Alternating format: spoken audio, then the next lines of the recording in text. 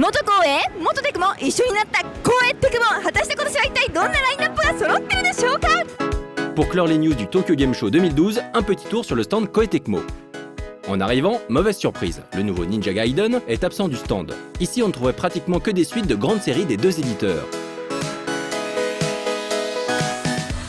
Tout d'abord, il y avait Sangokuchi 12 sur PlayStation 3. Le succès de cette grande série de wargames n'a jamais failli. Elle est adaptée du classique chinois Chronique des Trois Royaumes et a vu le jour au Japon il y a plus de 25 ans sur divers micro-ordinateurs et Famicom. Ce 12e épisode, déjà sorti sur PC, est également prévu sur Wii U. Il permet d'affronter d'autres joueurs online pour conquérir toujours plus de territoires. Le jeu de stratégie au tour par tour Nobunaga no Yabo est une des autres licences pérennes de Koei. Elle avait droit à sa nouvelle version comme chaque année, Nobunaga no Yabo Tendo with Power Up Kit sur PS Vita. Il s'agit d'un portage de l'épisode Tendo qui était déjà sorti sur PC en 2009, puis sur PS3 et Xbox 360.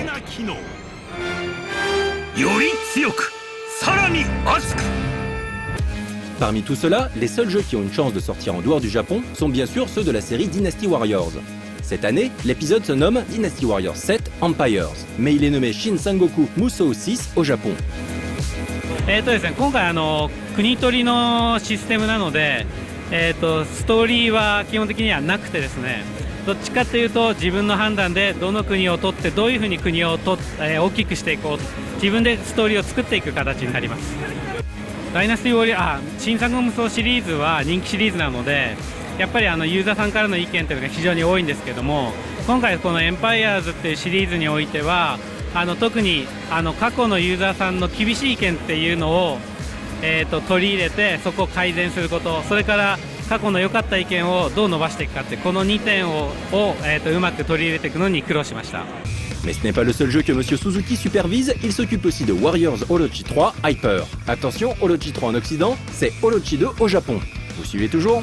はい、オロチ2ですが、こちら実はもう PS3 と360あと PSP でも発売中なんですけども、それを、今回 Wii U が、新しく、ハードが、発売されますので、それに合わせて、追加要素をプラスして、発売するという形になっています。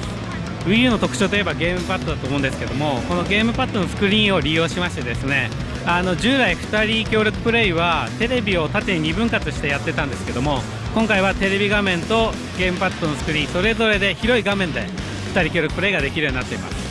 追加されたキャラクターが2名いまして、親王ともみじっていうんですけども、この2人のキャラクターはですね、まずもみじは忍者ガイデンシリーズからコラボキャラクターとして参戦していまして、忍者ガイデンでのアクションをうまくこちらの方に取り入れてます。で親王の方は完全に新規のキャラクターで、こちらアクションが非常に面白くなってますので、これが一つの見どころかなと思います。 Voilà, là on fait la queue pour essayer le nouveau Atelier Totori qui sort sur PS Vita. Alors Atelier Totori, c'est une grande série de RPG qui est développée par Gust, mais qui cette année maintenant est distribuée par Koei Tecmo, c'est pour ça qu'on la trouve sur ce stand. Le principe, on incarne une jeune fille qui étudie pour devenir alchimiste. Donc on a à la fois des éléments de RPG avec des monstres à battre, etc. Alors la spécialité, c'est justement que le héros, enfin plutôt que l'héroïne est toujours une fille et qu'elle est moe. Voilà. Donc à chaque fois ils font appel à des illustrateurs connus, et depuis quelques épisodes, pour les ateliers on a fait appel à un illustrateur qui s'appelle Kishida Mel. Il est connu aussi sur internet pour être un beau gosse dans la vraie vie. Et un jour, on ne sait pas ce qu'il lui a pris, il s'est amusé à mettre une photo de lui où il portait il était en short, en pyjama et en débardeur. Et il avait un espèce de masque avec des plumes et il posait avec ses deux épées comme ça.